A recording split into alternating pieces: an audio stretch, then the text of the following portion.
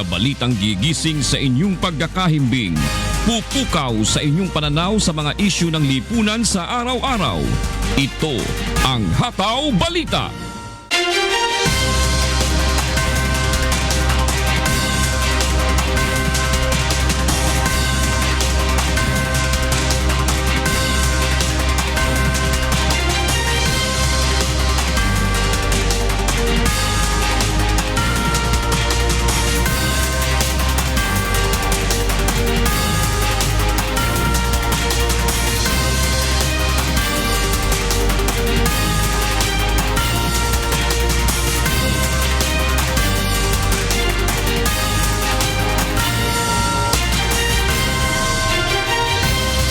Minutos makalipas ang alas 4 ng umaga. Magandang umaga po mga sambahay. Araw na po ng Miyerkules at 12 ng Oktubre 2016. Sa ngalan po ni Kuya Daniel Razon. Ako po si Jun Suriao. At ako naman si Rina Villamor. Narito na mga humahataw na balita ngayong umaga. Trust rating ni Pangulong Rodrigo Duterte bumaba ngunit nasa excellent category pa rin ayon sa pinakahuling SWS survey. Senator Laila de Lima may sagot sa reklamong isinampa laban sa kanya. Pangulong Duterte at Secretary Aguirre kakasuhin din ng senadora.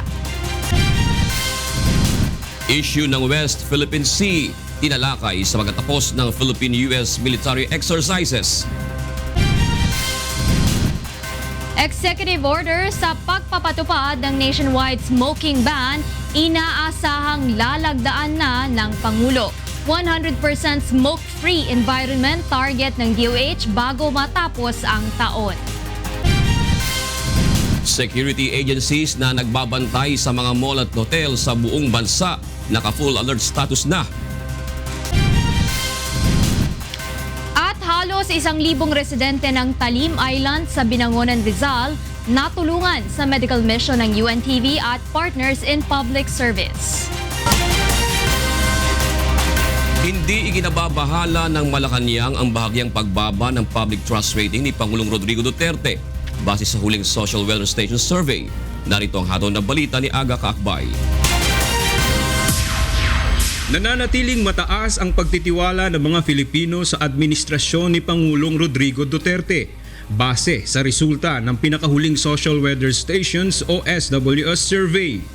Ayon sa Presidential Communications Office, bagamat mas mababa sa positive 79% trust rating noong Hunyo, pasok pa rin ito sa kategoryang excellent at hindi dapat gawing batayan upang sabihin na nagbago ang pananalig ng publiko kay Pangulong Duterte.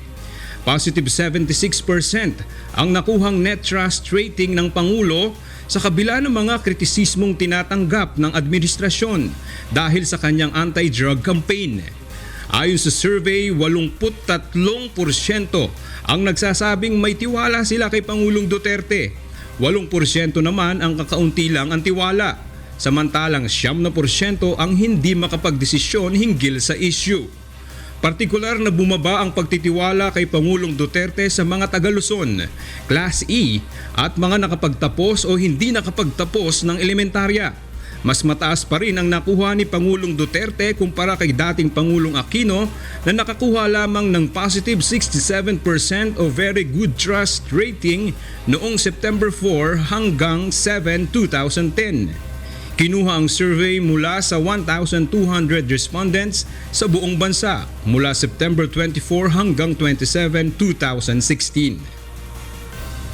Ayon sa Malacanang, dahil sa ipinakitang pagtitiwala ng taong bayan, lalo pang pagbubutihin ng Administrasyong Duterte ang pamamahala sa bansa, partikular ang pagsugpo sa iligal na droga, korupsyon at pagpapataas ng antas ng ekonomiya.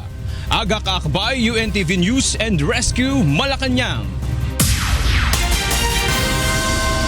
Kasalukuyan ng pinag-aaralan ng legal team ni Pangulong Rodrigo Duterte ang isinumiteng draft executive order ng Department of Health para sa nationwide smoking ban. Nakapaloob dito ang mas malawak na sakop ng anti-smoking policy sa buong bansa. Oras na maipatupad ito, hindi lang sa indoor public places ipagbabawal ang paninagarilyo kundi maging sa labas ng mga pampublikong lugar. Hindi pwede sa indoor. Halimbawa, yung sa airport, merong kwarto ron na naninigay. Hindi na pwede yung ganon. O kaya sa mall, may isang kwarto ron na lahat doon bumubugan ng usok. Hindi na pwede yon. Nakasaad sa EO na hindi na maaaring magtalaga ng mga lugar upang doon manigarilyo. Umaasa ang Health Department na maipatutupad ang nationwide smoking ban bago matapos ang taon. Pinagdebatihan ng mga mambabatas ang panukalang batas kaugnay ng mandatory drug testing sa lahat ng government employee at sa mga estudyante sa pribado at pampublikong paaralan. Narito ang hatol na balita ni Nel Maribuhok. Umuusad na sa mababang kapulungan ng Kongreso ang panukalang batas para sa pagkakaroon ng taunang mandatory drug testing sa lahat ng empleyado ng pamahalaan at mga estudyante. Ang House Bills No. 3191 at ang 3611 na layong magkaroon ng mandatory drug testing sa lahat ng government agency. At ang House Bill 3640 para sa taunang drug testing rin sa mga estudyante sa publiko at pribadong eskwelahan mula sa secondary, college at vocational schools ang pinapanukalang mag-amyenda sa Republic Act No. 9165 o Comprehensive Dangerous Act of 2002. Pinagdebatehan naman ng mga mambabatas ang legalidad ng mandatory drug testing sa mga estudyante. Malaking epekto niyan sa bata na talagang yung future niyan parang nakataya na doon. What will happen kung ang estudyante po ay tested positive? The student will not be suspended or dismissed from the school.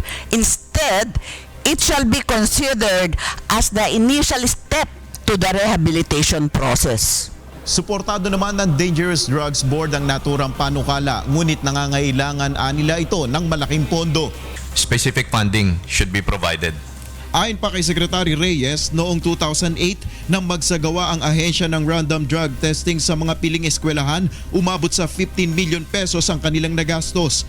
Aabot sa 250 pesos kada tao ang gagastusin para sa drug testing sa mga Department of Health drug testing facilities, samantalang hanggang 300 pesos sa mga private laboratory.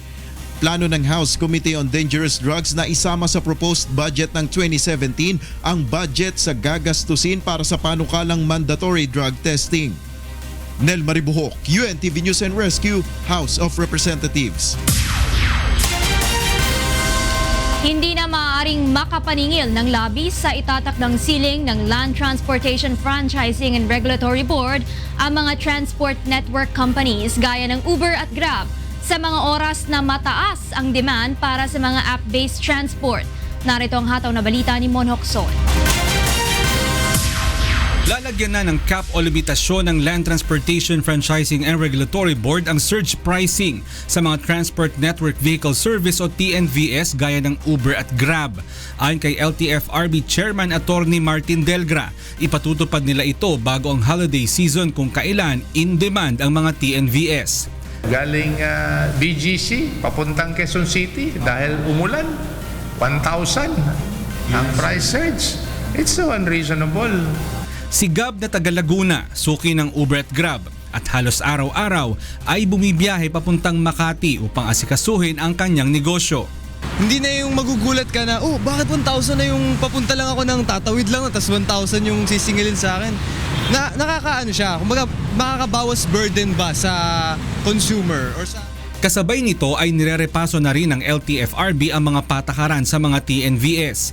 Kabilang dito ang pagtatakda ng mga modelo ng sasakyan na hindi dapat tanggapin bilang TNVS at pagpapatupad ng mas mahigpit na regulasyon sa mga tatanggaping driver.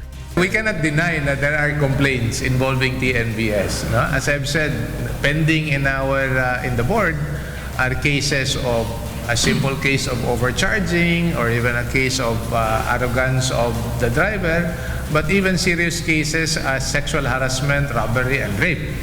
Ipinunto ng LTFRB na may karapatan silang i-regulate ang lahat ng mga pampublikong sasakyan. Ito ay mandato nila upang mapangalagaan ang kapakanan ng lahat ng mga mananakay sa buong bansa. Mon Hokson, UNTV News and Rescue, Quezon City. Bunsod naman ang inaasahang pagdagsa ng mga mamimili ngayong holiday season. Inalerto na ng Supervisory Office for Security Investigation Agency ang lahat ng security agencies na magbabantay o na nagbabantay sa mga mall at hotel sa buong bansa. Narito ang hatol na balita ni Lea Ilagan. Asahan na ang ilang pagbabago sa seguridad sa mga mall sa mga darating na araw. Ayon kay Supervisory Office for Security Investigation Agency na siyang nangangasiwa sa mga security agency sa bansa, bukod sa masusi ng iniinspeksyon ng mga guard ang bag sa entrance ng mall, magsasagawa na rin sila ng profiling sa bawat pumapasok.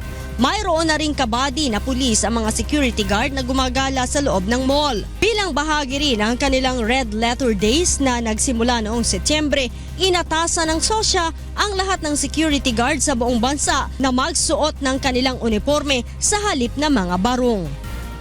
Sinususpend namin yung issuance ng, sabi namin, special type of uniform. They are required to wear the prescribed security guard uniform as a deterrent sa would-be perpetrators ng theft, robbery, and other untoward incident. No? Sinabi ni SOSYA Director Police Senior Superintendent Mario Espino na magkakaroon ng surprise inspection sa malls at hotels. Kaya't binalaan nito ang mga security agencies na hindi sumusunod sa kanilang mga pulisiya. SOSYA and the Civil Security Group conduct post-inspection to all these establishments just to make sure they are really up to their security operational procedures, yung kanilang target hardening kung talagang ini-implement nila. Nais ng SOSYA na palakasin pa ang kakayahan ng mga security guard upang masigurong hindi malulusutan na mga nais na maghasik ng terorismo. Kaya naman, isasama na rin sa kurikulum ng mga ito ang anti-terrorism training. Lea Ilagan, UNTV News and Rescue, Camp Crame.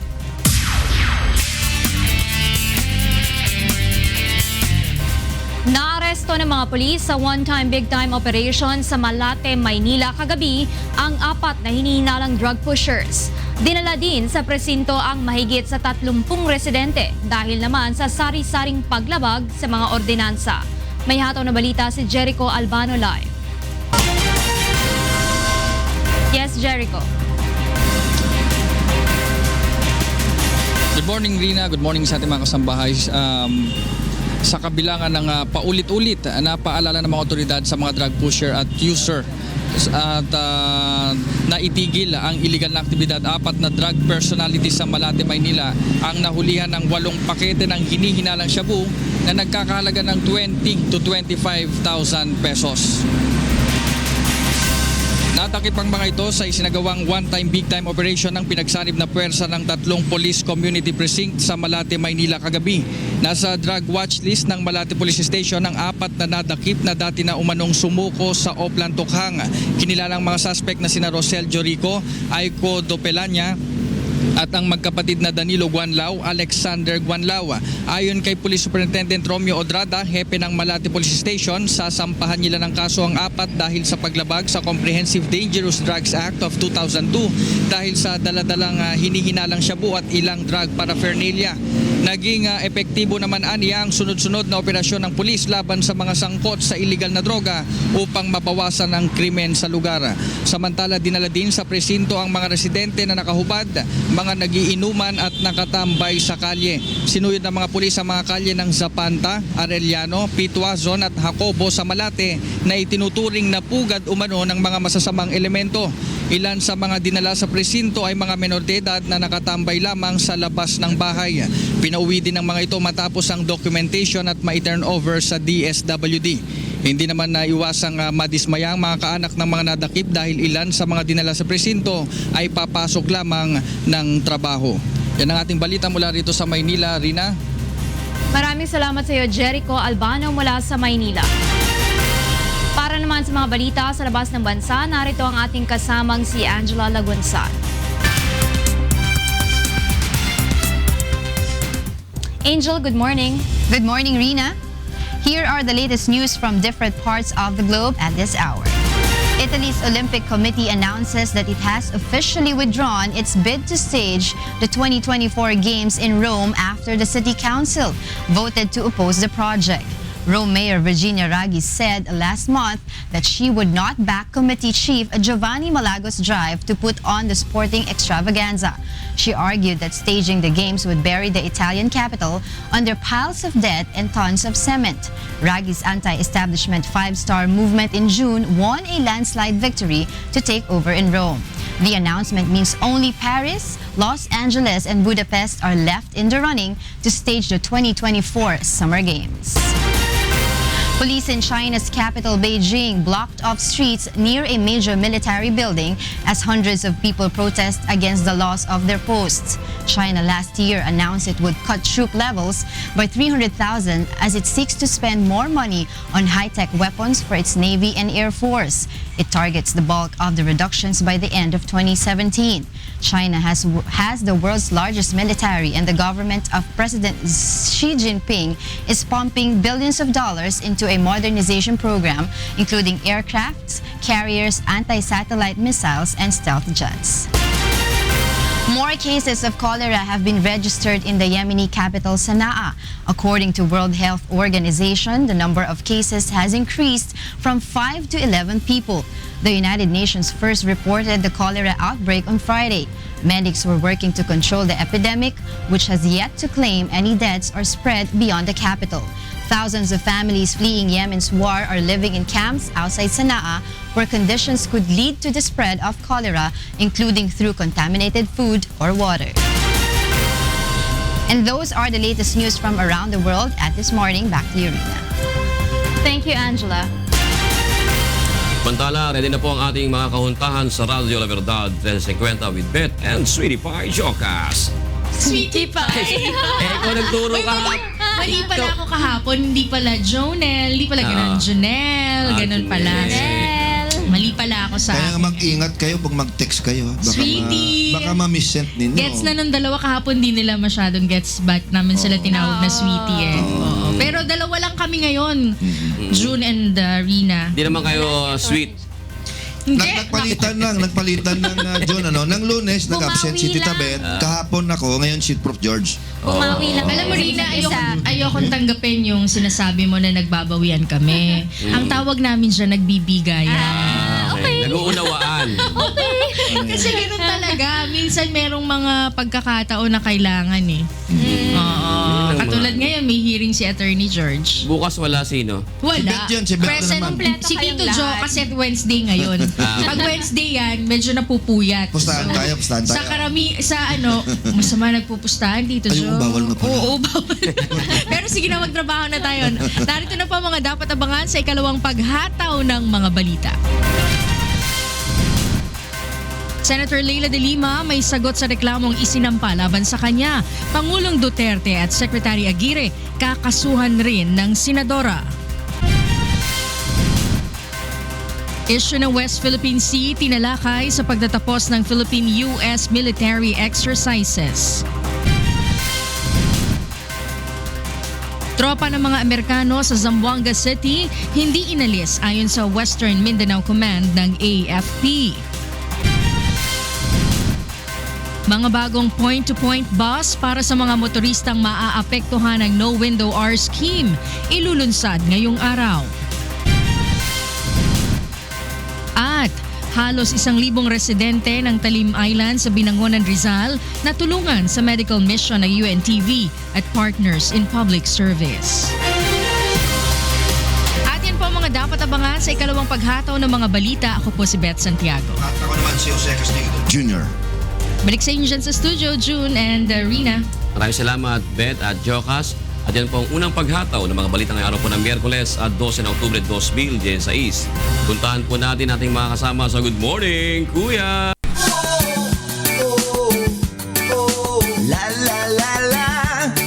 Maraming salamat, Beth. Magandang umagang muli mga kasambahay. Araw na po ng Miyerkules at 12 ng Oktubre 2016. Narito na po ang ikalawang paghataw ng mga balita. Senator Leila de Lima may sagot sa reklamong isinampa laban sa kanya. Pangulong Duterte at Secretary Aguirre kakasuhan din ng senadora. Issue ng West Philippine Sea tinalakay sa pagtatapos ng Philippine-US military exercises kahapon. Tropa ng mga Amerikano sa Zamboanga City hindi inalis ayon sa Western Mindanao Command ng AFP. At mga bagong point-to-point bus para sa mga motoristang maapektuhan ng No Window Hour scheme ilulunsad ngayong araw. Tinampahan ng reklamo sa Department of Justice si Senador Laila De Lima at 7 iba pa kaugnay ng talamak na bentahan ng droga sa New Bilibid prisons. Narito ang hatol na balita ni Roderick Mendoza. Paglabag sa RA 9165 o Comprehensive Dangerous Drugs Act ang kinakaharap na reklamo ni Senador Laila De Lima kaugnay ng Bilibid drug trade. Dawit sa reklamo ng VACC sina dating Justice Undersecretary Francisco Baraan III, dating Bucor Director Franklin Bucayo at ang umano'y bagman nito na si Wilfredo Eli, Jonel Sanchez, Ronnie Dayan, Jose Adriandera at ang high-profile inmate na si JB Sebastian. Pinagbasehan ng reklamo ang testimonya ng mga high-profile inmate sa pagdinig ng Kamara na inutusan umano ni Sebastian na magbenta ng droga para sa kampanya ni De Lima at ang umano'y personal na pagtanggap ni De Lima ng 1.5 million pesos na drug money kay Engelberto Durano. Ang VACC po, after last night's almost completion of the hearing ng House Committee, decided na we have enough proof against the former Secretary of Justice. Batay sa reklamo, nagsabwatan umano sina De Lima at iba pang respondents upang magpatuloy ang talamak na bentahan ng droga sa Bilibid. Malaki rin umano ang papel ni De Lima bilang dating Justice Secretary sa pagtatalaga ng mga tao sa Bilibid upang matiyak ang operasyon ng iligal na droga doon. Ngunit pag-amin ni Jimenez, kulang pa ang mga dokumento para sa isinampa nilang reklamo. Ang ating pong pakiusap sa kanila, kumpletuhin na po nila ito. And I'm pretty sure, siguro papadala din nila to sa ombudsman, pero at least kumpiyansa po kami na makukumpleto po ito, including mga material evidences. Roderick Mendoza, UNTV News and Rescue, Manila. Planong idulog ni Senator Laila De Lima sa Korte Suprema ang reklamo laban kay Pangulong Duterte dahil sa umano'y patuloy na harassment sa kanya. Narito ang hataw na balita ni Joyce Balanch. Maaari makasuhan si President Rodrigo Duterte habang nanunungkulan bilang Pangulo ng Bansa, alinsunod sa pribilehiyo niyang immunity from suit. Pero ayon kay Senator Laila De Lima, hindi absolute ang privilege na ito ng punong ehekutibo. Katunayan, nais ng senadora na patunayan ang limitasyon sa presidential immunity ng Pangulo sa isasampa nitong kaso kaugnay ng umano'y patuloy na harassment na ginagawa nito sa kanya. Paulit-ulit kasing dinidiin ng Pangulo si De Lima na tumatanggap umano ng drug money mula sa loob ng New Bilibid Prison para sa kanyang kampanya noon. Nais ni De Lima na magsampa ng writ of amparo at writ of habeas data sa Korte Suprema laban sa Pangulo. Ito anya ang maituturing na extraordinary remedies para sa tahasang paglabag ni Duterte sa kanyang right to life, security at privacy. I just have to show, I just have to demonstrate that he has grossly abused his powers and prerogatives as the president in vilifying somebody, in insulting, in offending somebody, and utilizing the resources of government, the whole state apparatus, in harassing, in persecuting me. Maliban sa Pangulo, sasampahan rin ng senadora ng graft case sa Office of the Ombudsman ang ilang pang opisyal na umanay nanguna sa pamimeke ng ebidensya laban sa kanya. Kabilang sa mga kasong pinag-iisipan rin niyang isampa ay ang paglabag sa Code of Conduct of Public Officials, prohibition, disbarment at civil action for damages. Kasama din sa Secretary Aguirre dyan. Hindi ko pa maisasabi because it's being prepared. And so we will know as soon as ready na for filing. Dahil kinakailangan na mahabang panahon para maihanda ang mga kaso, posibleng sa susunod na linggo pa maisampa ni De Lima ang mga ito. Joyce Balancho, UATV News and Rescue, Senate of the Philippines. Dismayado ang ilang mga mambabatas sa naging takbo ng NBP Drug Trade Probe ng House Committee on Justice dahil pawang propaganda lamang anila na ang layon ay siraan si Senator Laila De Lima. Narito ang hatong na balita ni Nel Maribuhok. Aminado ang ilang kongresista na kilalang kaalyado ng nakaraang administrasyong Aquino na sinadya nilang hindi dumalo sa nakaraang pagdinig ng House Committee on Justice kaugnay ng umano'y illegal drug trade sa New Bilibid Prison. Ayon sa mga mambabatas, walang ibang layon ng isinagawang pagdinig kundi ang gipitin si Senator Laila De Lima. That's the only goal of this committee, to destroy De Lima. Kasi hindi naman ibig sabihin yung proliferation ng drugs sa Bilibid ngayong panahon lang ni Secretary De Lima. Bakit ang mga affidavit ng mga drug lords puro si De Lima? How about during the time when she was not still the Secretary of Justice? It was really a publicity stunt. And at the same time, parang chilling effect na doon sa mga kritiko, ito yung mangyayari sa inyo. Sinabi rin ng House Minority Group na hanggang ngayon ay walang isinusumite na anumang panukalang reforma ang DOJ para sa pambansang kulungan. Sinabi naman ni Albay Representative Edsel Lagman na ang usapin laban sa dating DOJ Secretary ay hindi dapat tinalakay sa committee hearing. The committee hearing is not the proper forum to get evidence for the prosecution of a person. It should be with the proper government agency. Plano ng minority group na questionin sa plenaryo ang committee report kaugnay ng investigasyon sa Bilibid drug trade. Pinabulaan na naman ni House Committee Chairman Reynaldo Umali ang aligasyon na hindi sila naging patas sa naturang pagdinig. We did not single out anyone. It just so happened that ngayon po may nangyari sa panahon po ni Vit Aguirre, nilagay yung SAF dyan na malaki po na bawas. Why this happened despite all of the things that Secretary De Lima then Secretary De Lima did, may mga raid, may mga kung ano-anong ginawa, may nangyari ba? Nel Maribuhok, UNTV News and Rescue, House of Representatives. Hindi kinatigan ng Davao City Municipal Trial Court Branch 3 ang hiling ni Edgar Matubato na bawiin ang arrest warrant laban sa kanya dahil sa kabiguan itong humarap sa korte noong nakaraang linggo kaugnay ng kasong illegal possession of firearms. Pinanindigan ni Judge Silverio Mandalupe ang naunang pasya na ipaaresto si Matubato matapos 5 beses na mabigong humarap sa itinakdang arraignment sa kanyang kaso. Bukod dito, itinaas din sa 60,000 pesos ang piyansa mula sa dating 2,000 piso batay sa rekomendasyon ng piskal.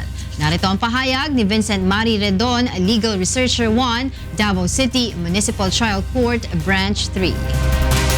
Based on DOJ Circular number 89, dated August 22, 2000, na ang illegal possession of firearms, ang maximum penalty is 6 years. So, under the circular, DOJ circular, sa posting as a recommended bail, each year is 10,000 pesos. So, if you will multiply 10,000 pesos to 6 years, 60,000 pesos na. So, that's why, gi-amend ang order.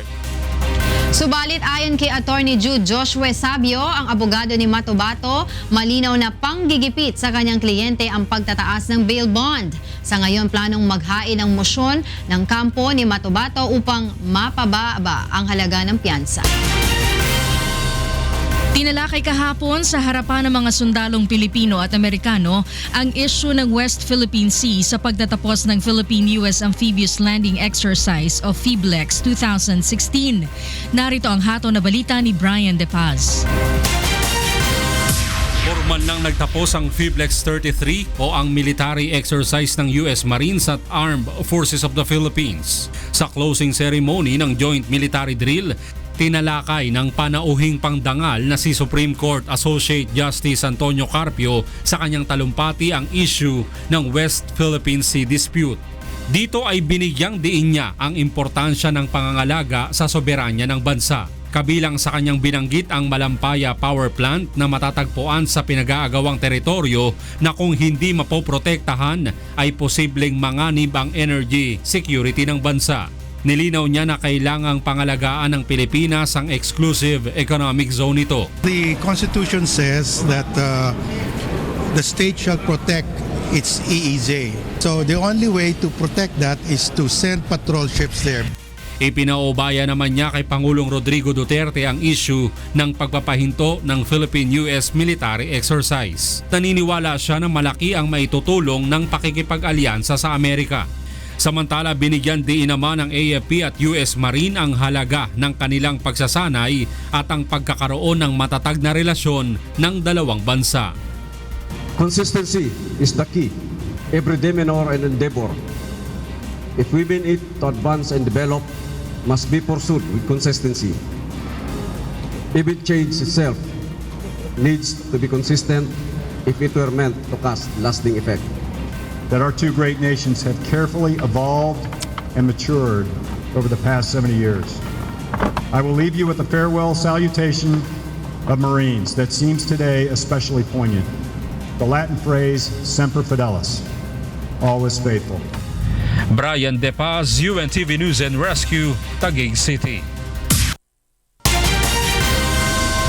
Samantala muling nilinaw ni Pangulong Rodrigo Duterte na wala siyang planong putulin ang military alliance ng Pilipinas sa United States of America. Narito ang hatol na balita ni Rosalie Cos. Kahit paulit-ulit na sinasabi ni Pangulong Rodrigo Duterte na wala umanong napapakinabangan ang mga Pilipinong sundalo sa war games na isinasagawa sa bansa kasama ang mga Amerikanong sundalo at sa balak nitong pagpapatigil ng military exercises sa ilalim ng kanyang termino. Nilinaw naman ito na hindi niya balak na putulin ang pakikipag-alyansang militar ng Pilipinas sa Amerika. I do not mean to cancel or abrogate the military alliances. But tangonan ko kayo, do you really think we need it? If there is a war, makaupakan, do you think we really need America? And do we need China and Russia for that matter? Or do we need somebody? Pag nagbirahan yan lahat at nabitawan niya ang ICBMs, pati yung mga Poseidon, lahat na, there will be no more American aid to talk of. There will no more be a country strong enough to rule. Dagdag pa nito, wala sa opsyon ng isang pangulo ang pakikipagyera sa anumang bansa. Kaya naman ipinagtanggol din ni Pangulong Duterte ang planong pakikipag-alyansa sa iba pang malalaking nasyon tulad ng China at Russia. So, let us go for alliances that would contribute to the health, to the education. Kung aabot pa tayo ng, if there is a world out there waiting for our children. Otherwise, we have to protect them. Bukod dito, ipinagmamalaki rin ng Pangulo ang tulong na tinatanggap sa mga naturang bansa, partikular na sa Japan. But just for, pupunta ako ng Brunei, tapos didiretso ako ng China. Then, part of that is Japan. Contrary to the belief of other Filipinos, it is not the United Nations. Maliit lang yan, pati yung military. It's the Japanese government. Ang pinakamalaki. Tulong. Then so I'll go to Japan. Then probably I will go to Russia. Kami lang dalawa ni Medvedev. So you go to Russia and we'll talk about it. We have everything that you need here. Pati pera siguro. Rosalie Cos, UNTV News and Rescue, Malacanang. Hindi naman tututulan ng Zamboanga City Government kung iuutos ng Pangulo ang pull-out ng US troops sa syudad. Ito ay sa kabila ng pag-amin na malaki ang naitutulong ng presensya ng mga sundalong Amerikano sa seguridad sa kanilang lugar. Narito ang hatol na balita ni Dante Amento. It Itinanggi ng Western Mindanao Command ng Armed Forces of the Philippines ang napabalitang pinull out na umano ang tropang Amerikano sa Zamboanga City. Ang mga ito ay kasalukuyang nakabase sa loob ng AFP Westmencom Headquarters na siya ring dating kampo ng mga US military sa ilalim ng Joint Special Operations Task Force Philippines o JSOTF-P na nagtapos noong February 2015. Ayon sa tagapagsalita ng Westmencom na si Major Philemon Tan Jr., ilang kagamitan lamang ng mga ito ang inalis para sa maintenance. Tumanggi na itong magbigay ng iba pang detalye. Noong nakaraang linggo ay namataan na may lumapag na US C-17 transport aircraft sa Zamboanga City Airport na nagkarga ng ilang military equipment na siyang pinagsimulan ng issue. Samantala, bagamat aminado na malaki ang tulong ng tropang Amerikano sa Zamboanga City, partikular na nang tangkain itong kubkubin ng Moro National Liberation Front noong 2013. Tiniyak ng Zamboanga City Government na buo ang magiging pagsunod nila kung anuman ang magiging direktiba ng Pangulo. Naman natin na over the years, malaki yung tinulong nila the aspect of security, training ng mga tropa ng Pilipinas, no? Not only the AFP but also the PNP. And in our war against terrorism, malaki yung contribution in terms of training, logistics, intelligence support to the Philippines.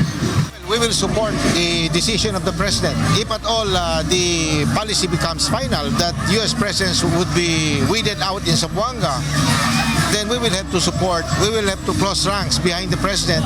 Una nang sinabi ni Pangulong Duterte na nais niyang paalisin ang US Special Forces sa Mindanao dahil posibleng madamay ang mga ito sa all-out war ng pamahalaan laban sa bandidong Abu Sayyaf. Dante Amento, UNTV News and Rescue, Zamboanga City. 14 na bagong point-to-point double-decker bus ang ilulunsad ng Department of Transportation at Interagency Council for Traffic o IAC ngayong araw sa Trinoma P2P Station. 7 sa mga ito ay semi-double-decker VIP bus na target maserbisyohan ang mga motoristang maaapektuhan ng ipatutupad na no-window hour scheme ng ahensya sa susunod na linggo.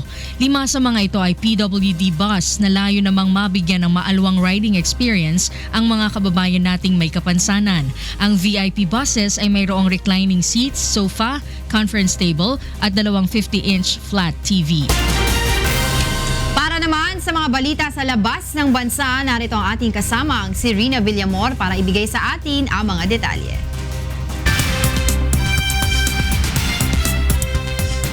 Rina, good morning. Good morning, Angela. Here are the latest news from different parts of the world.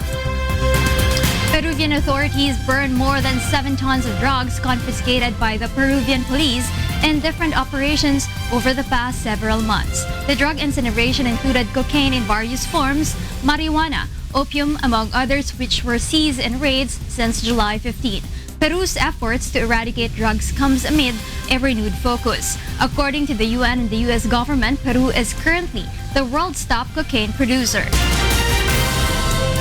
After the foiled peace negotiations with the largest rebel group in Colombia known as the FARC, the government is now in talks with National Liberation Army in hopes of inking a peace deal.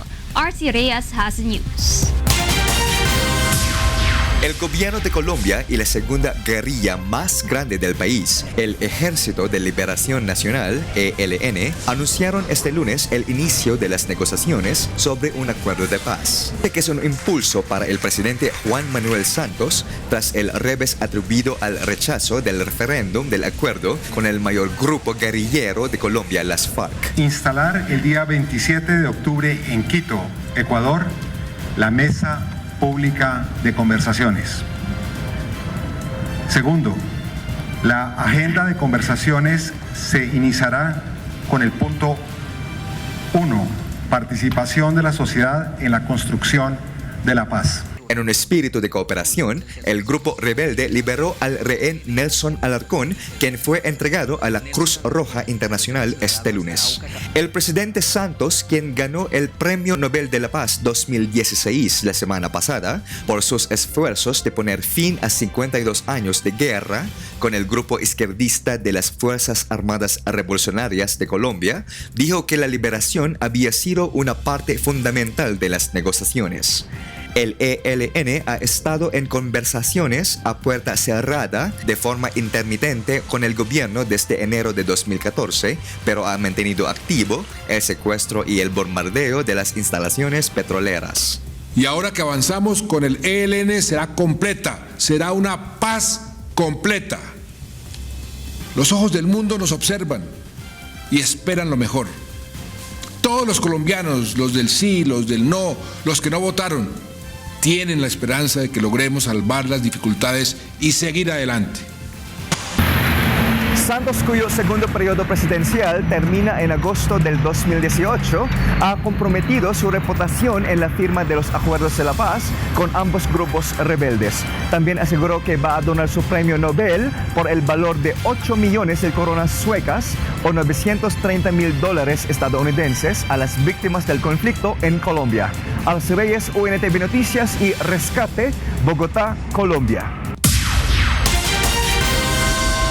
Britain's Catherine, Duchess of Cambridge, traveled to the Netherlands, where she visited an exhibition and attended a children's art class. The exhibition took place in The Hague's Mauritius Museum, to which the British Royal Collection loaned some of its works by Dutch masters, including Vermeer. The Duchess met children who were part of a learning program in the gallery.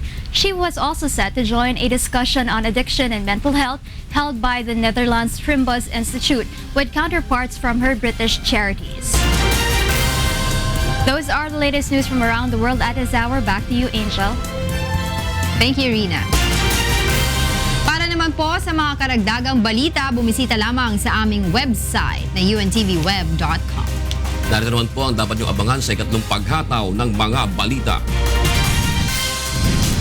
Executive order sa pagpapatupad ng nationwide smoking ban. Inaasahang lalagdaan na ng Pangulo. 100% smoke-free environment, target ng DOH bago matapos ang taon. Kasaysayang pampolitika ng Pilipinas tampok sa binuksang modernized museum sa Casa Real Shrine sa Malolos, Bulacan. DOJ Justice Booster sa GSIS Furies, tatangkaing makuha ang unang panalo sa UNTV Cup Season 5. At halos 1,000 residente ng Talim Island sa Binangonan, Rizal na tulungan sa medical mission ng UNTV at Partners in Public Service. At ito po ay ikalawang paghataw ng mga balita sa umaga ito ng Miyerkules sa 12 ng Oktubre 2016. Magbabalik po ang Good Morning, Kuya.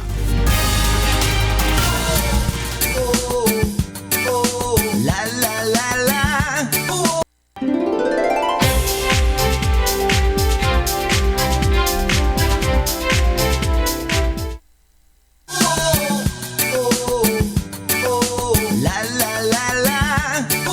Magandang umaga sa ating mga sambahay. Miyerkules na po, October 12, 2016. Tayo po ay sabayang napapakinggan sa Radio La Verdad, 1350, ang UNTV Radio. Live din po tayo sa ating Facebook account at sa untvweb.com via live streaming at sa UNTV mobile app. Narito na po ang ikatlong paghataw ng mga balita. Executive order para sa pagpapatupad ng nationwide smoking ban. Inaasahang lalagdaan na ng Pangulo. 100% smoke-free environment, target ng DOH bago matapos ang taon. Kasaysayang pampolitika ng Pilipinas tampok sa binuksang modernized museum sa Casa Real Shrine sa Malolos, Bulacan. DOJ Justice Boosters at GSIS Furies tatangkaing makuha ang unang panalo sa UNTV Cup Season 5. Halos 1,000 residente ng Talim Island sa Binangonan, Rizal na tulungan sa medical mission ng UNTV at Partners in Public Service.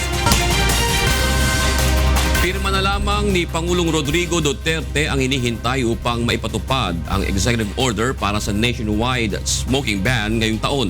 Narito ang hatol na balita ni Aiko Miguel. Kasalukuyan ng pinag-aaralan ng legal team ni Pangulong Rodrigo Duterte ang isinumiting draft executive order ng Department of Health para sa nationwide smoking ban. Nakapaloob dito ang mas malawak na sakop ng anti-smoking policy sa buong bansa. Ayon sa health officials, oras na maipatupad ito, hindi lang sa indoor public places ipagbabawal ang paninigarilyo, kundi maging sa labas ng mga pampublikong lugar. Kasama dito 100% smoke-free environment in all public places. Ipinaliwanag din ng DOH na nakapaloob sa EO na hindi na maaaring magtalaga ng mga lugar upang doon manigarilyo ang mga tobacco smoker. Hindi pwede sa indoor. Halimbawa, yung sa airport, merong kwarto ron na naninigay. Hindi na pwede yung ganon.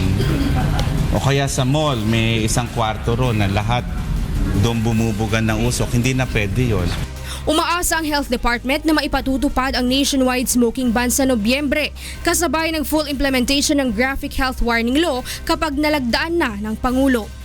Kumpiyansa ang Department of Health na maipatutupad sa lalong madaling panahon ang naturang executive order, lalo na't inaasahang masusolusyonan nito ang problema sa kalusugan kung saan ang Pilipinas ang isa sa may mataas na bilang ng mga namamatay dahil sa second-hand smoking. Aiko Miguel, UNTV News and Rescue, Pasay City. Sa iba pang balita, mas paiigtingin pa ng Interagency Committee on Traffic o IACT ang kanilang pagbabantay sa 4 na ruta ng mabuhay lanes upang mabawasan ang inaasahang lalo pang pabigat o pagbigat ng trapiko ngayong holiday season. Narito ang hataw na balita ni Joan Nano. Puspusan na ang mga ginagawang paghahanda ng Interagency Committee on Traffic o IAC sa pagbuo ng mga mekanismo na makatutulong na maibsan ang inaasahan lalo pang pagbigat ng traffic dito sa Metro Manila ngayong papalapit na ang holiday season. Bukod sa mas pinalawak na suspensyon ng window hours sa lahat ng mga pribadong sasakyan na daraan sa EDSA at iba pang mga pangunahing lansangan, mas paiigtingin na rin ng IAC ang kanilang clearing operations sa 4 na ruta ng mabuhay lanes na kadalasang dinadaanan ng mga motoristang ayaw maipit sa EDSA. We reduce it into 4. Ibig sabihin, doon muna kami nagkakandak ng operations ngayon. Yun yung ginagawa nating clearing operations doon sa mga obstruction, yung mga naka-illegally park. Ina-identify natin yung kung meron mga illegal terminals dyan. Kabilang sa mga mahigpit na babantayan ng IAC sa pangunguna ng PNP Highway Patrol Group ang 2 ruta sa North EDSA patungong South Area. Ang Route 1 na magmumula sa West Avenue, Quezon City hanggang sa Mandaluyong Makati Bridge at ang Route 2 na daraan mula pa rin sa West Avenue hanggang sa Dapitan sa Maynila. Kasama rin dito ang Route 4 mula sa Quezon City hanggang Makati at ang Route 7 para naman sa mga magmumula sa Southern Area patungo ng North EDSA. Kaugnay nito, makikipagtulungan din ng IAC sa mga local traffic enforcer ng bawat lokal na pamahalaan upang mahigpit na mabantayan ang mga naturang lugar. Ito ay upang tiyakin na may aalis ang lahat ng mga sasakyan na iligal na nakapark sa mga kalsada. We can request the services of their barangay tanods so that kasi sila naman mga locals, they are from that area, na yung ating mga nakiklear ay babantayan nila so that they can have their advice nila yung mga residents doon sa area nila. Nilinaw naman ng Interagency Committee on Traffic na papayagan pa rin nilang pumarada ang mga sasakyan sa 4 na mabuhay lanes, subalit magiging limitado lamang ito simula alas 12 ng hating gabi hanggang alas 5 ng umaga lamang. Joan Nano, UNTV News and Rescue, Quezon City. Inilunsad ngayong araw ng Department of Transportation ang 14 na bagong point-to-point double-decker buses na magsisilbing alternatibong sasakyan na mga maapektuhan ng pagpapatupad ng no window hours. Alamin natin ang detalye mula kay Joan Nano live. Joan, go ahead.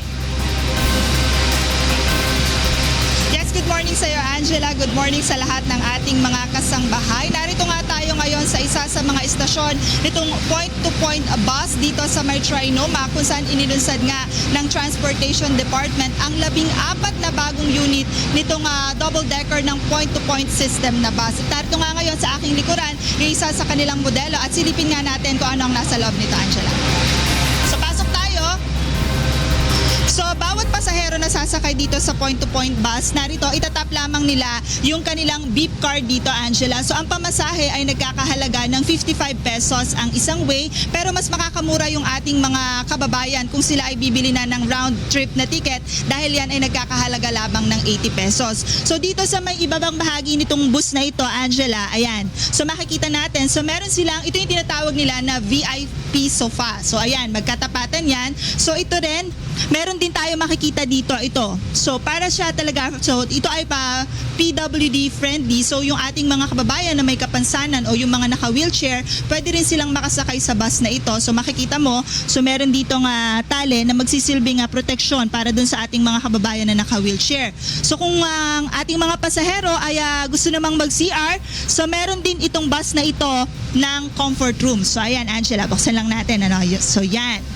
So hindi sila masyadong mamomroblema kung kailangan nilang mag-CR sa gitna ng kanilang pagbiyahe. So ayan. So silipin naman natin itong sa may dito sa may second floor nitong bus. Since ito nga ay double decker, Angela, ano? So ito. So yan.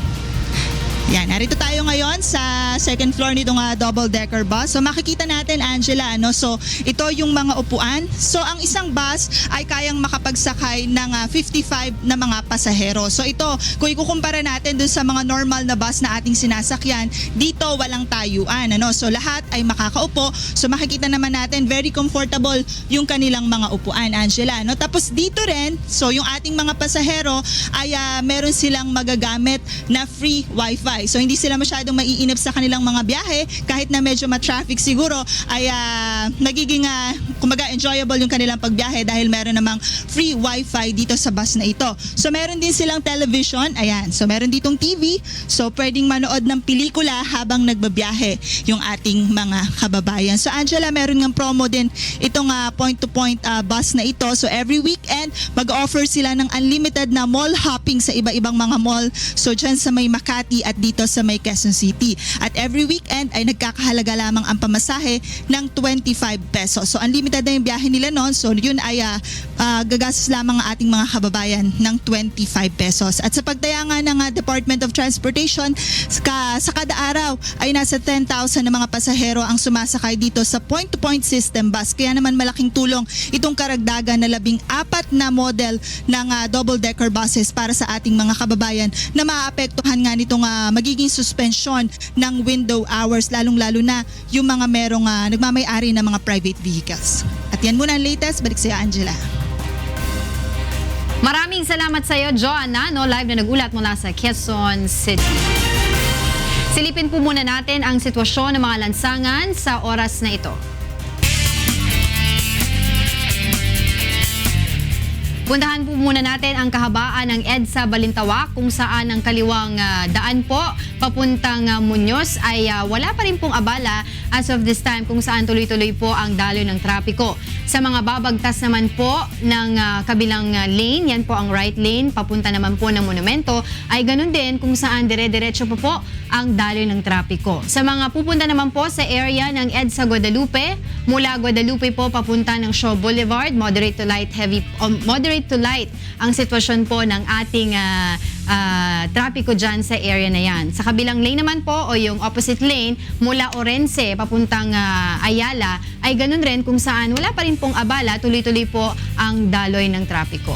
Ang area naman po ng Quiapo, Manila kung saan ang area ng Quiapo, Tuloton ay wala pa rin pong abala sa area kung saan ay banayad po ang trapiko. Dyan po sa kabilang lane, yan po ang Quiapo papunta ng Moraita, ganun rin po, tuloy-tuloy po, wala pa pong abala sa area na yan. Sa mga pupunta naman po ng Longos, Malabon, left lane po, papuntang C4 Navotas hanggang Road 10 po ay wala rin pong abala kung saan tuloy-tuloy pa rin po ang daloy ng trapiko dyan. Sa mga pupunta naman po sa kabilang direksyon, yan po ang papunta or pabalik ng monumento, wala rin pong abala kung saan tuloy-tuloy din po ang daloy ng mga sasakyan dyan sa area na yan. Iyan muna po ang ating gabay sa lansangan ngayong umaga. Alamin natin ang magiging lagay ng panahon sa buong maghapon mula kay Ray Pelayo na nasa UNTV Weather Center.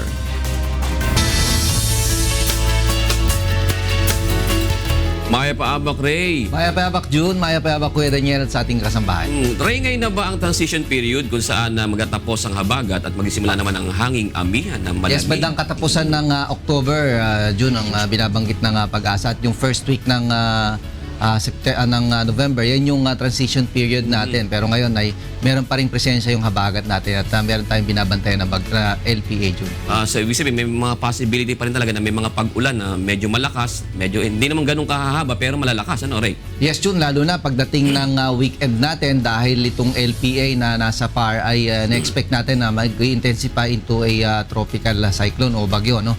Pagdating ng bandang Friday, Saturday, and Sunday at maaari itong tumama o mag-cross dyan sa may northern or central Luzon at maaaring maapektuhan yung Metro Manila natin sa weekend. Si Angela daw, baka punta ng Hong Kong, ibigay mo na, magiging lagay ng panahon sa umaga nito, Ray. Narito po ang magilagay ng panahon sa mga susunod na oras. Yung pinakadistansya po ng low pressure area nasa 650 kilometers sa may silangan po yan ng Borongan City. At sa ngayon naka-embedded o nakapaloob po ito sa sinatawag natin na Intertropical Convergence Zone na nakaapekto sa Palawan, Visayas and Mindanao. Sa forecast po ng Pag-asa, yung area po ng Mimaropa, Bicol Region, kasama na po ang Aurora at Quezon, makulimlim po ang lagay ng panahon at makakaranas ng mahina hanggang sa katamtamang mga pagulan.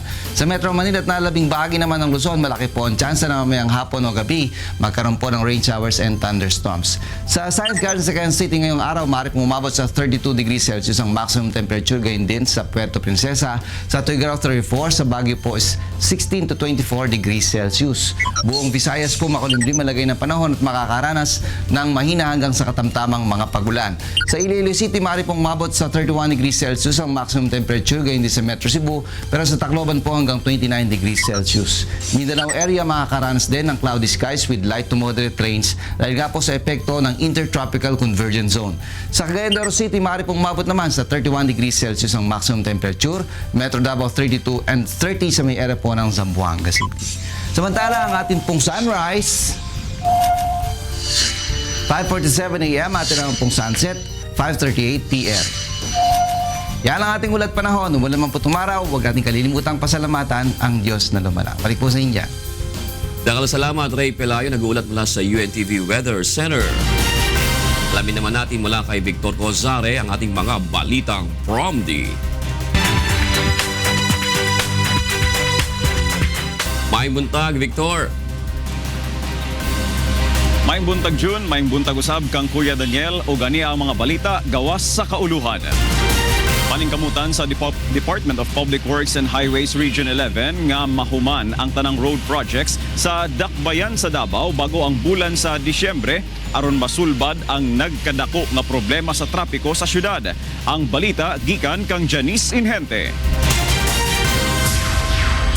Bisaad ang Department of Public Works and Highways Region 11 nga humano niini ang mga road projects sa pipila ka mga lugar sa syudad sa Davao usa mag-Disyembre. Kini aron mo pagaan sa nagalala nga trapiko sa syudad, partikular na sa lugar sa Quirino. Our target date for completion is November 1 of this year. That is for Quirino. What worries us now is we have 3 manholes to construct. Sumala pa sa DPWH ang limitado nga oras ug pirmi nga pag-ulan mao'y hinungdan sa hinay nga pagtrabaho. Dili sa bugot ang pagtuo ni Vice Mayor Paulo Duterte sa saad sa ahensya. 70% no, mutuo ko na mahuman nila pero there are constraints like what she said na tungod kay rainy season karon di sila katrabaho taron and I don't believe na wala may nagbawal sila na magtrabaho. Wala na lang dito sa panahon na mahuman. Niadtong Setyembre, gisugyot ni City Councilor Danilo Dayanghirang sa LTFRB nga i-report usa sa ila ang mga public transportation nga mag-abri og prangkesa. Kini aron malimitahan ang padayon nga pagdaghan sa mga sakyanan nga hinungdan sa traffic congestion sa syudad. Janice Inhente, UNTV News and Rescue, Davao City. Tulo ka adlaw nga gibansay ang mga lokal nga opisyal ug ang mga health workers sa Negros Occidental aron mas mapatuman pa ang smoking ordinance sa probinsya. Sila Lane Moreno alang sa maong balita. Padayon nga nagadamo ang mga numero sa mga nagamalasakit tungod sang pagpanigarilyo. Suno sa 2013 nga datos sang National Nutrition and Health Survey, 26.3% sang kabilugan nga populasyon sang Western Visayas ang mga nagapanigarilyo. Mas mataas ini kung ikumparar sa national average nga nagalabot lamang sa 25.4% sa mga Pilipino ang nagapanigarilyo. Gani ginpaidalom sa 3 kaadlaw nga tobacco control leadership training ang mga local government official kag health officer sa Negros Occidental para sa mas epektibo nga pagpatuman sang smoking ordinance sa ilang lugar. So gusto nato isa ka comprehensive nga ordinance, and hindi lang siya dapat mag-end nga once may ordinance, dapat gina-enforce gid siya. Suno sa Department of Health, may pila ka mga ordinansa para sa tobacco control nga hindi epektibo kag kinahanglan nga bag-ohon. Gani magahimo sang panibago nga ordinansa ang nagtambong sa seminar. Pareho sang istrikto nga pagdumili sa pagpanigarilyo sa mga pampubliko nga lugar bangod makalain ini sa ikaayong lawas. Mas madamo ang non-smokers as compared to smokers. Therefore, kung ikaw isa nga smoker, manigarilyo ka in public place nga damo non-smoker, damo ka mapektuhan nga tawo. Lalaine Moreno, UNTV, Balita kag Rescue, Negros Occidental. Usa ka programa ang gisugdan sa Department of Education isip pagsuporta sa mas hugot nga kampanya sa gobyerno batok sa illegal nga droga. Ang balita ihatod kanato ni Gladys Tuabi. Mas gipanghingusgan sa Department of Education ang Alternative Learning System o ALS sa Central Visayas. Isip pagsuporta sa anti-illegal drugs campaign sa kagamhanan. Nagbutang og mga mobile teacher nga mulibot og mutudlo sa lalawigan sa Cebu, Bohol ug Siquijor. Tumong niini nga mahatagan og higayon nga makaeskwela ang mga nitahan nga drug dependent sa rehiyon. We do it the DepEd way, to give way to those surrenderies if they would like to be educated again, and then give them a chance, an opportunity to be skilled and be ready for their future lives ahead, no? Matud kang Amarillas Rodriguez, Information Officer sa DepEd 7, nga nakipagkoordinar na ang Dangerous Drug Board sa DepEd aron sa pagbansay sa mga magtutudlo, kalabutan sa drug use prevention. Sunod kini sa plano nga iapil kini sa curriculum sa K-12. Padayon sab ang pagbuhat og house visitation sa mga estudyanteng perming dili motungha sa klase aron ma-monitor og maistorya ang ilang mga ginikanan aron masiguro nga wala sila malambigit sa bisag unsang illegal nga kalihukan. The programs in the system has long been set up. It has been there, our ALS, our cooperation and partnership with other NGOs and other LGUs. Trainings have been there. With its thrust today, it has been widened and strengthened. Gladys Tuabi, UNTV News and Rescue, Cebu. Og kana ang kinatibukan sa mga balitang PROMD karong buntag. Baligya sa studio, June. Daghang salamat, Victor Cozare. Para naman sa mga balita sa labas ng bansa, kasama po natin si Rina Villamor.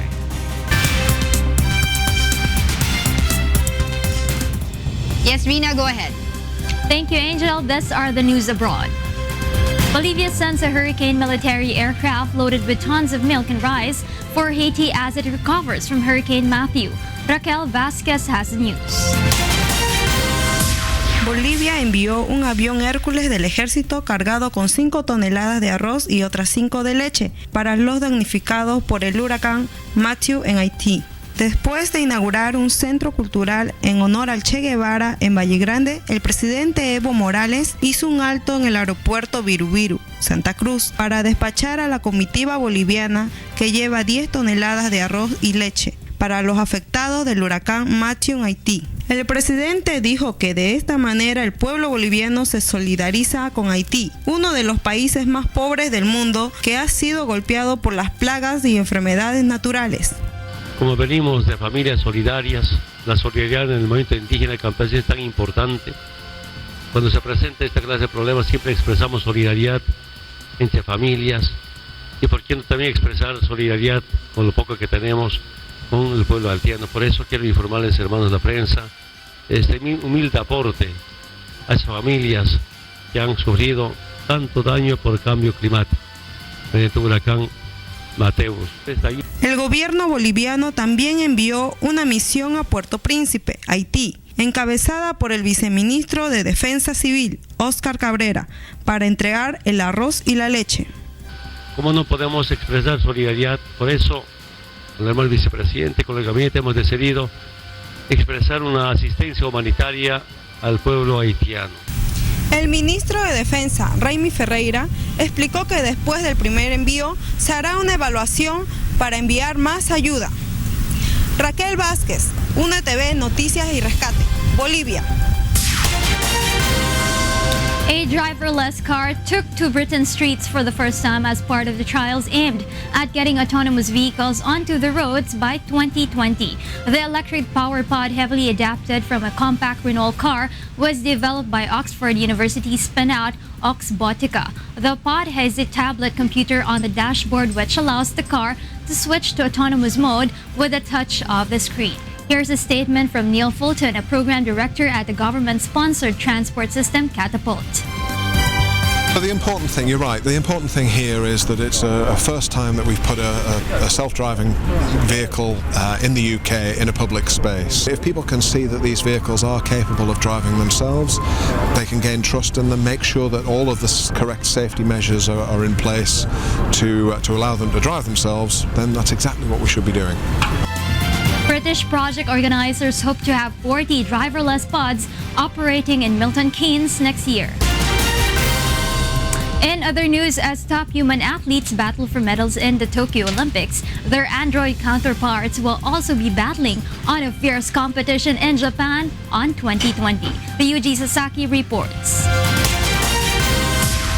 2020年にワールドロボットサミットのため日本でロボットオリンピックが開催される。日本の経済産業省が主催するイベントでは大会や展示会が行われ、多種の人間的ロボットや産業用ロボットが参加する。2020年のサミットのために世界中からのハイテクロボットを引き寄せることができるように政府が望んでいると述べた。東京がその年の7月下旬から始まる夏季オリンピックを主催し、その後はパラリンピックである。日本のロボット産業の発展を支援するタスクフォースを作り、機械の市場の規模を3倍にするという政府の計画を以前に安倍晋三総理大臣が公開した。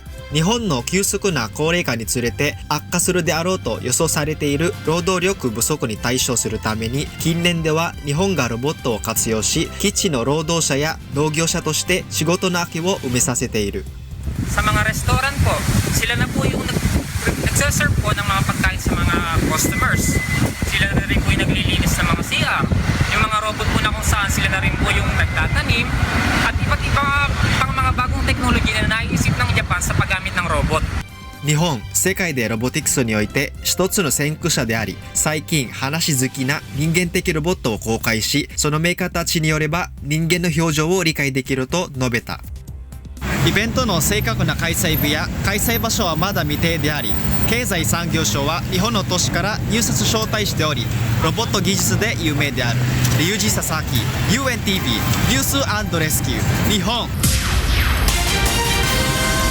In addition to that, Angel 5 new sports will be introduced to the 2020 Tokyo Olympics, and these are climbing, baseball, surfing, skateboarding, and karate. Those are the news abroad, and later on I'll be bringing you the latest in sports. For the meantime, back to you, Angel. Thank you, Rina, for the update.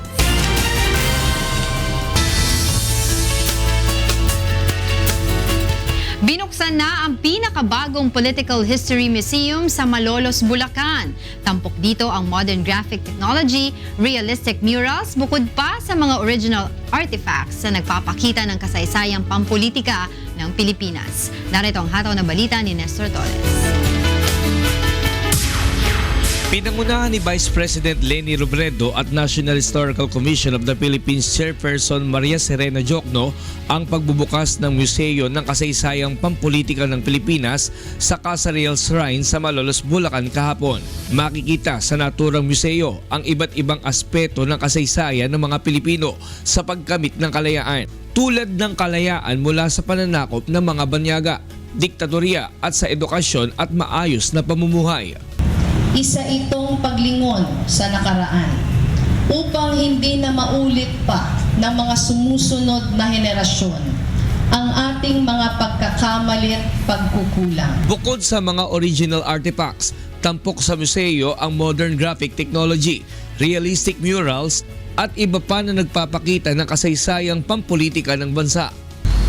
Atin din pong tandaan na ang politika ay hindi lamang isang paligsahan upang makamit ang mga pwesto ng kapangyarihan. Ang tunay na galaw at layunin nito ay ang maitaguyod ang pagkakapantay-pantay ng ating mga karapatan bilang mga tao.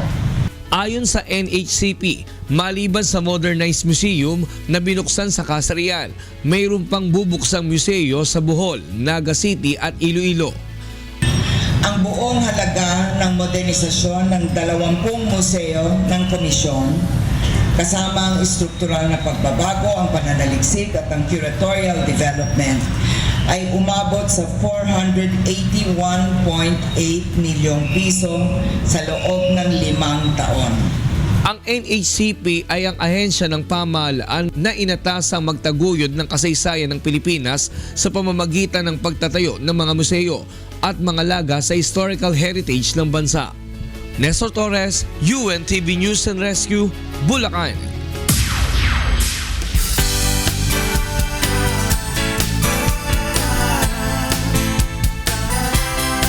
Halos 1,000 kababayan natin sa Talim Island, Rizal ang napaglingkuran sa isinagawang medical mission ng UNTV. Katuwang po ang ating mga partner in public service. Narito ang atong nabalita ni Jenica Cruz. Ang Talim Island ang pinakamalaking isla na matatagpuan sa Laguna de Bay. Sakop ito ng lalawigan ng Rizal at nahahati sa jurisdiksyon ng 2 munisipalidad, ang Binangonan at Cardona. Isang barangay sa isla ang pinuntahan ng UNTV kasama ang Members Church of God International at Philippine Medical Association Rizal para sa hiling ng mga residente dito ng libreng medical mission. Mula Pantalan ng Binangonan, halos 1 oras ang biyahe sakay ng bangka bago makarating ng Barangay Bombong. Binubuo ito ng mahigit 4,000 residente na ang pangunahing hanapbuhay ay pangingisda. Dahil sa layo ng lugar, hirap ang mga residente dito na maipatingin sa doktor ang kanilang mga karamdaman. Ang nakita natin ay yung kakulangan nila ng kapasidad na magpatingin. O makikita na natin yung effect halimbawa ng hindi pagpapatingin kagaya ng mga masasakit ng mga kasukasuan o yung mga arthritis.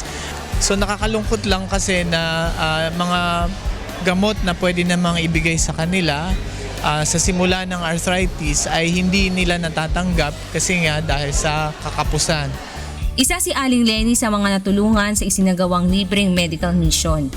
Malaki pong tulong, napakalaki pong tulong lalo po sa katulad ko na syempre po bago ka makapagpa-check up sa kailangan nyo po syempre pamasahe, pera, 50, syempre kulang po yun pagka talagang papa-check up. Umabot sa mahigit 716 na Rizaleño ang napagserbisyuhan sa libreng medical, optical, pedya at dental, bukod pa sa pagbibigay ng libreng gamot at libreng gupit sa mga kalalakihan.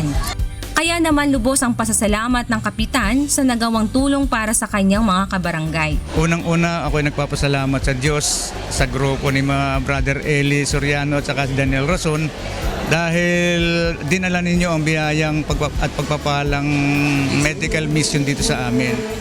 Kung mayroon pa kayong pagkakataon na umulit dito, nakahanda kami at 2 kamay kaming tatanggapin namin. Jenica Cruz para sa Serbisyong Kasangbahay.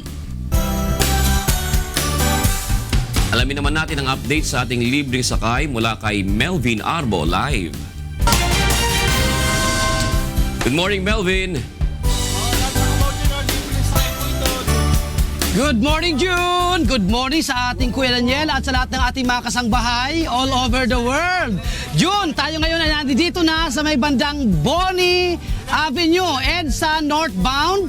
Tayo po ay kasalukuyang nagsasakay ngayon ng mga pasaherong ihatid po natin sa kanilang mga biyahe ngayong umaga pong ito. Itong mga natira dito kanina, June, ito na yung mga pasaherong na hindi pa bumababa. mula pa doon sa may bandang Baclaran Coastal. Pero karamihan sa kanila, almost 3/4 nung sakay natin ay naihatid na po natin sa kanilang mga pupuntahan. Ang update natin sa bilang, hindi pa kasama yung mga sumasakay ngayon, June, ay meron na po tayong total of 165 na mga pasahero. Plus, yung binibilang ko kanina, yung sumasakay, umakyat dito, ay nasa 12 na.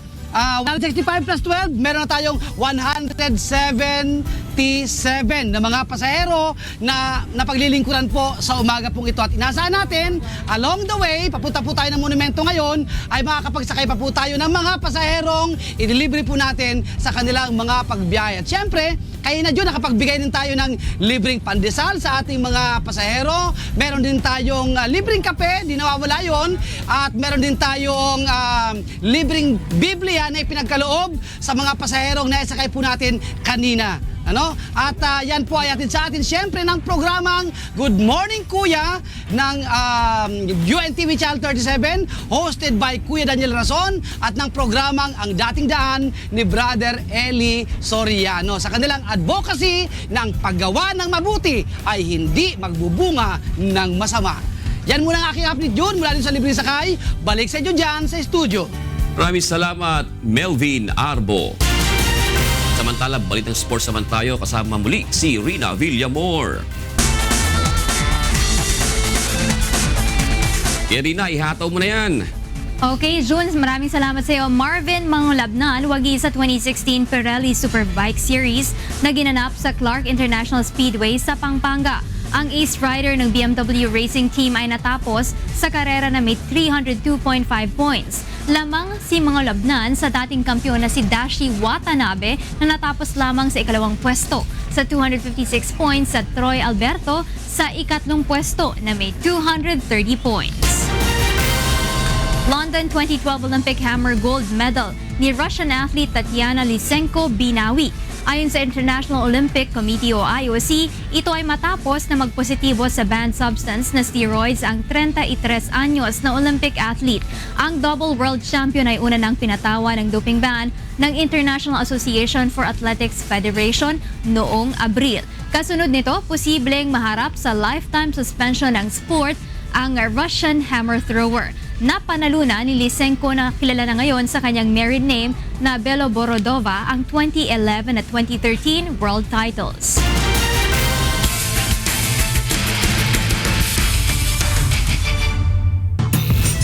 Tatangkain naman ng DOJ Justice Booster sa GSIS Furies na makuha ang unang panalo upang hindi maalis sa first round eliminations ng UNTV Cup Season 5. Narito ang hataw na balita ni Bernard Dadis. Yes, it's a third. Itong minuto natitira sa third. Nice split. Sally with a pirouette. Kapwa nanganganib na ma-eliminate ang DOJ Justice Boosters at GSIS Furies sa first round eliminations ng UNTV Cup Season 5. Kaya naman sa kanilang nalalapit na sagupaan sa darating na linggo, alas 2 ng hapon sa Pasig City Sports Center, tatangkain na magkabilang koponan na makuha ang kanilang unang panalo sa liga. Ang GSIS ay nasa ika-6 na pwesto sa Group B na wala pang naipapanalo sa dalawa nilang laban. Nasinundan naman ng DOJ na may 3 ng sunod na talo at wala pang panalo. Sasandig ang DOJ kay Jorel Cañizares na nag-umpisa lamang sumalang sa hardcourt ng UNTV Cup noong huli nilang laban.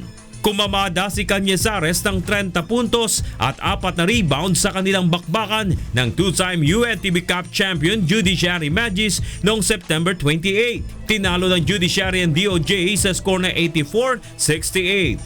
Sasamantalahin naman ng GSIS ang halos 3 linggo upang paghandaan ang Justice Boosters. Lagi naman yan ready, competitive naman yan team na yan eh. It's just na talagang kulang lang siguro sa rotation ngayon. I-workout namin yan para sa GSIS fans. Matatanda ang naging mahigpit ang huling 2 laban ng GSIS kontra sa 2 malakas na koponan na nangunguna ngayon sa Group B. Parehas na muntik ng manalo ang GSIS sa kanilang mga nakaraang game. 2 puntos lamang ang lamang nang talunin sila ng BOC Transformers noong September 11 sa pamamagitan ng assist ni Kenneth Duremdes kay Samuel Ignacio sa huling 10 segundo ng laban hanggang sa magwagi 76-74. Habang kinapos naman sila sa last quarter ng ball game kontra HOR Solons noong September 25 sa kabila ng kontrolado nila ang ball game sa first half. Tinalo ng HOR ang GSIS sa score na 97-83. Inconsistent yung namin yung transition offense namin. Pagka nakakalamang kami ng malaki, nagre-relax sila. Ang mabigat, yung relaxation namin, yung ng team namin, mas mahaba. Siguro paghahanda namin, papraktisan para makuha ng hangin. Bernard Dadis para sa UNTV Cup Season 5. Huwag kaligtaan na manood ng UNTV Cup Season 5 this coming Sunday, October 16, kung saan magkakaroon tayo ng bigating triple header. Ang winless teams na DOJ Justice Boosters ay lalaban kontra sa GSIS Furies. Ombudsman kontra MMDA naman para sa ating second game, at ang third game natin ang BOC naman kontra sa PNP. Yan muna ang latest sa larangan ng sports. Back to you, June. Manood ako niyan, Rina, ha? Nakaka-excite. Maraming salamat. Manood kayo, Yes, 2 o'clock. Yes. Maganda yan. Maraming salamat, Rina Villamor. Para sa iba pang humahataw na balita, bumisita lamang sa aming website, ang untvweb.com. At yan po ang mga hataw na balita ngayong araw po ng Miyerkules, October 12, 2016. Sa ngalan po ni Kuya Daniel Razon, ako po si Jun Soriano. Ako naman po si Angela Lagunsal. Susunod na po ang programang Bawal ang Pikon. Get it straight with Daniel Razon.